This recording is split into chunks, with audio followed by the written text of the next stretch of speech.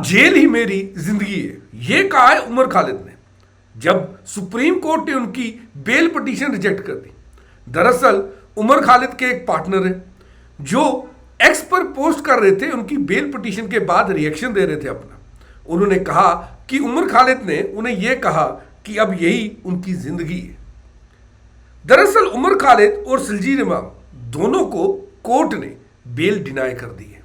हम तो अक्सर कहते रहते हैं कि बेल इज राइट, लेकिन अब इस केस में शायद बेल राइट नहीं है। सुप्रीम कोर्ट ने यह चीज साफ कह दी है कि 1 साल तक उमर खालिद और सलजीर इमाम नई बेल की एप्लीकेशन मूव नहीं कर सकते। 1 साल तक, आज से 1 साल तक कोई नई पिटीशन हम सुनेंगे नहीं जो ये बेल के लिए मूव कर रहे हैं। हाँ, एक एक्सेप्शन है। हमें पता है कि इस केस में काफी सारे लोग प्रोटेक्टेड विटनेसेस बन चुके हैं।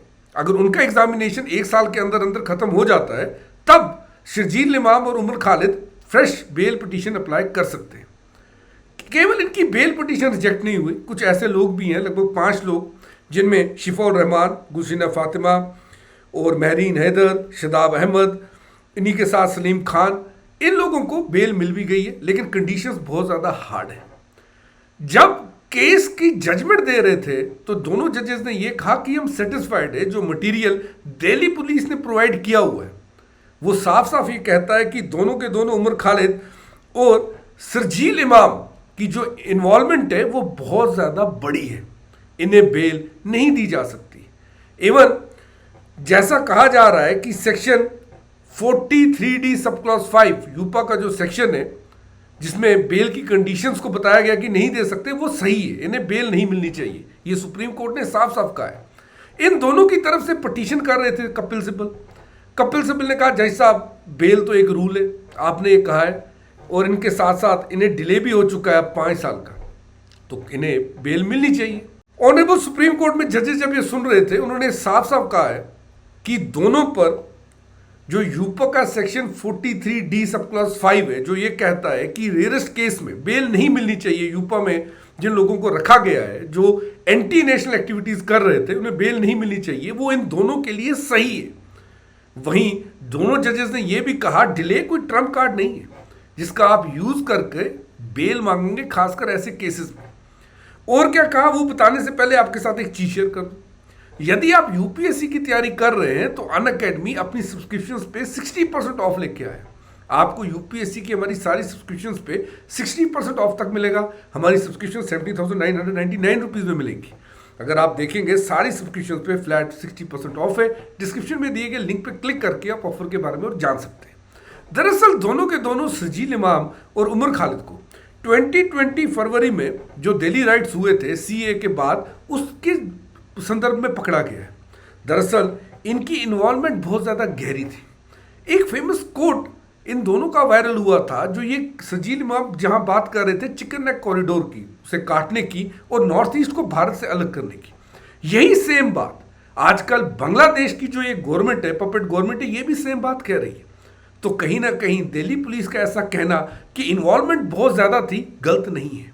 फरवरी 2020 से इनका केस चल रहा है। कहीं ना कहीं अप्रैल 2020 में जाकर लगभग 17 लोगों पे यूपा लगाया गया।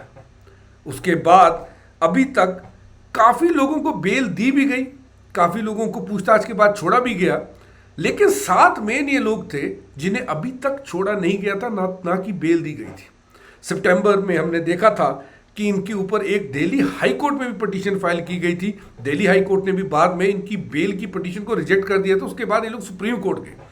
आज सुप्रीम कोर्ट ने इन्हें बेल तो नहीं दी, उल्टा ये कह दिया कि 1 साल तक आप बेल भी नहीं ले सकते। लगभग 5 लोगों को, अन्य लोगों को बेल दे दी।